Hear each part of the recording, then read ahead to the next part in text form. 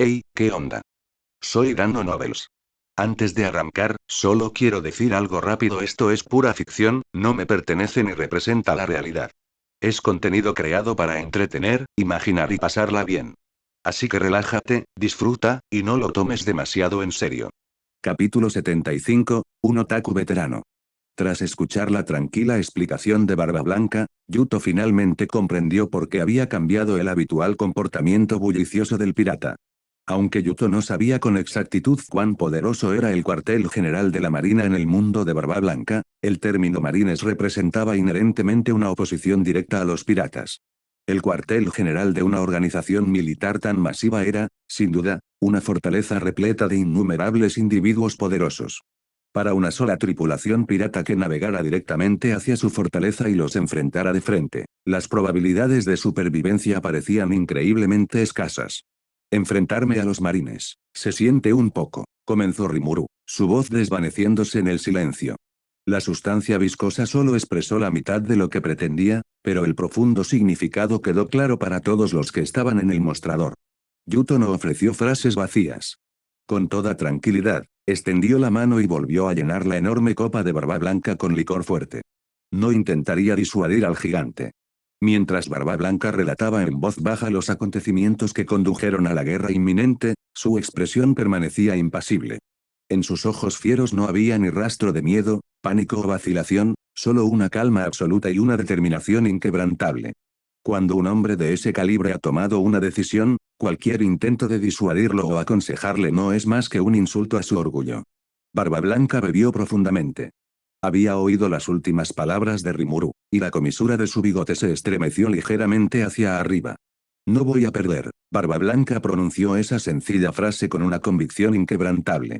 Sus labios se curvaron en una sonrisa, pareciendo un rey salvaje y arrogante que se burlaba del concepto mismo de la derrota. Te creo, Barba Blanca, dijo Yuto riendo suavemente, apoyándose en el mostrador. Barba Blanca miró al chef, y sus ojos fieros se llenaron de una cálida y sincera gratitud. Como era de esperar, ¿por qué no te rindes y te conviertes en mi hijo, Gurararara? Paso, respondió Yuto con naturalidad, ya acostumbrado a la rutina. Barba Blanca soltó una carcajada y dejó su palangana vacía. A medida que las risas se desvanecían, su expresión se suavizó, teñida de un profundo matiz de cariñoso arrepentimiento. Esos insensatos hijos míos, aunque se esfuerzan por mostrarse duros y tranquilos delante de mí, todos y cada uno de ellos están aterrorizados ante la inminente guerra. ¿De verdad creen que no me doy cuenta?, murmuró Barba Blanca, sacudiendo la cabeza. Comillas, incluso cuando están sentados bebiendo en la terraza, tienen esa mirada patética y pesada de preocupación. Cuando mencionó a su tripulación, el aura intimidante que rodeaba a Barba Blanca finalmente se disipó. Esos ojos afilados y penetrantes se volvieron increíblemente tiernos. Yuto sabía perfectamente a quién se refería Barba Blanca cuando hablaba de sus hijos. Lo que otros capitanes piratas tratarían como subordinados desechables y prescindibles, Barba Blanca lo consideraba genuinamente como su propia sangre. Aunque Yuto nunca había conocido a ningún miembro de los piratas de Barba Blanca, podía imaginárselos fácilmente. Tenía que ser una familia increíblemente numerosa y leal. Bueno, es una guerra contra un ejército global, es natural que se preocupen por su propia supervivencia, razonó Ainz lógicamente desde el otro lado del mostrador.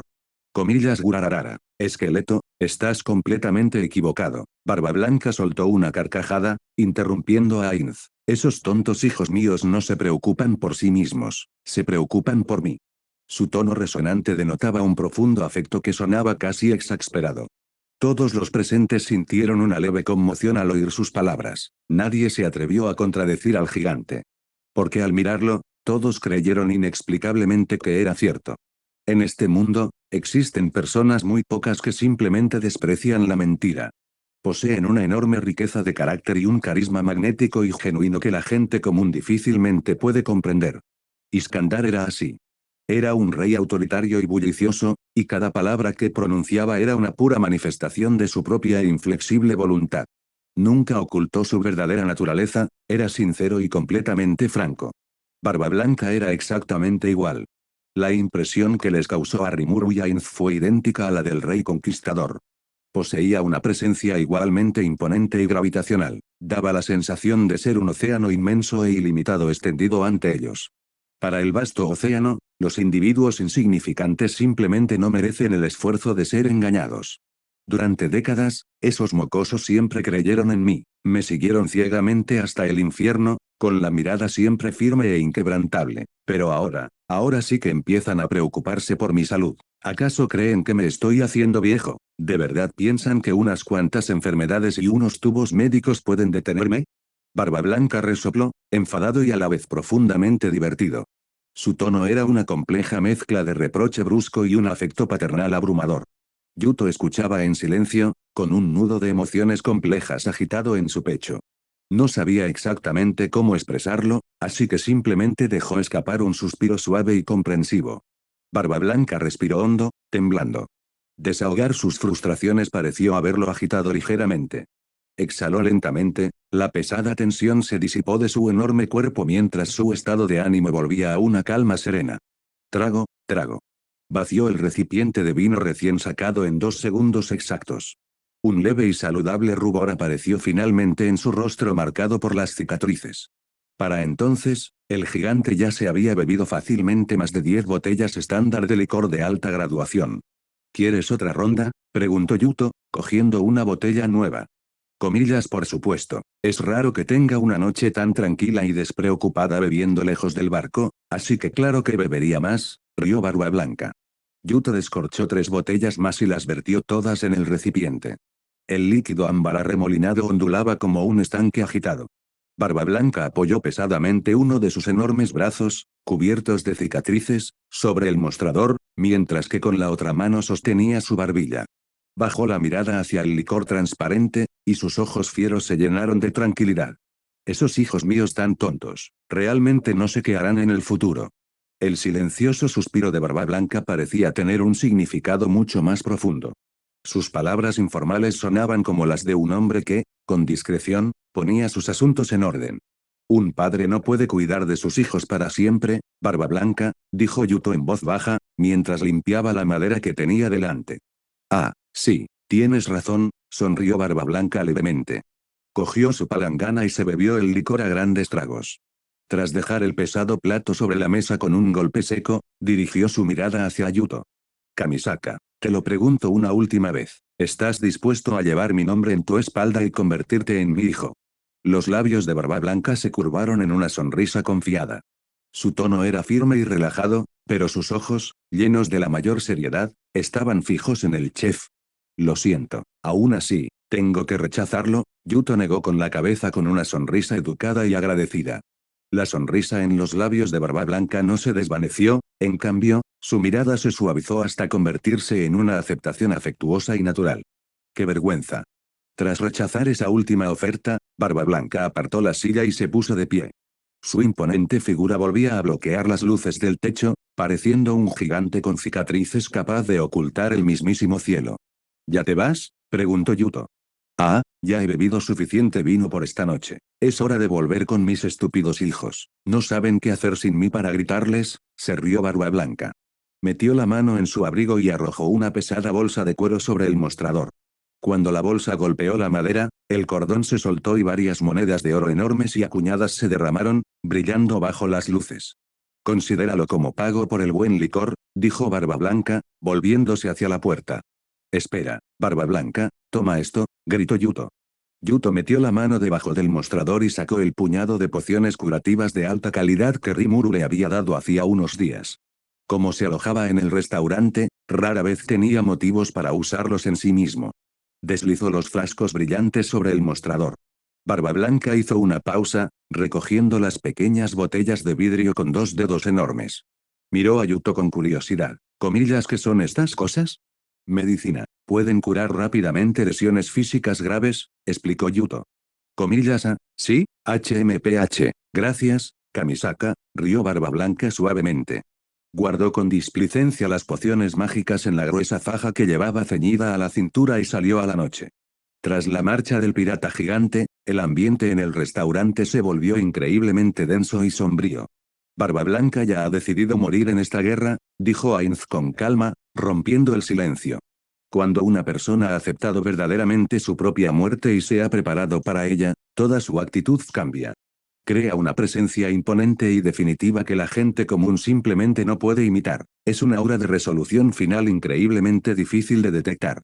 Ainz, como Señor Supremo no muerto íntimamente familiarizado con el concepto de la muerte, pudo percibir fácilmente que Barba Blanca marchaba hacia su tumba. El viejo pirata desprendía el aura inconfundible de un hombre que planeaba una última y gloriosa misión suicida. Suspiró, Rimuru se desinfló, su cuerpo blando se ablandó contra el mostrador con una mezcla de tristeza y compasión. Incluso Toru, la chica dragón que suele ser ruidosa y bulliciosa, permaneció completamente en silencio, mirando fijamente a la puerta. No, Barba Blanca no morirá, Yuto rió suavemente, rompiendo la pesada tensión. Ainz, Rimuru y Toru se giraron para mirarlo sorprendidos. Sus hijos todavía lo esperan en casa, dijo Yuto en voz baja, con una firme e inquebrantable convicción en su voz. La atmósfera sombría y opresiva provocada por la lúgubre partida de Barba Blanca no duró mucho. Enseguida, todos se sacudieron el mal humor y volvieron a su estado de ánimo habitual, relajado. Ainz y Rimuru habían planeado marcharse originalmente. Tenían un acuerdo diplomático inquebrantable para visitar el mundo de Rimuru en el bosque de Jura durante la segunda mitad de la noche. Pero cuando Ainz se puso de pie, recordó de repente algo importante. Giró la cabeza para mirar al chef. Kamisaka, hazme un favor, retumbó Ainz. Dado que Yuto y Ainz se habían hecho muy amigos, solían hablar sin demasiadas formalidades rígidas. Un favor cotidiano podría pedirse directamente. ¿Qué es esto?, preguntó Yuto, mientras limpiaba la encimera. Kamisaka, ayúdame a comprar una consola de videojuegos portátil, pidió Ainz. Su voz grave e intimidante transmitía un tono innegable de ansiosa expectación, mezclado con una leve y muy humana sensación de vergüenza. Al oír la petición, Yuto no pudo evitar sonreír. Tenía todo el sentido del mundo.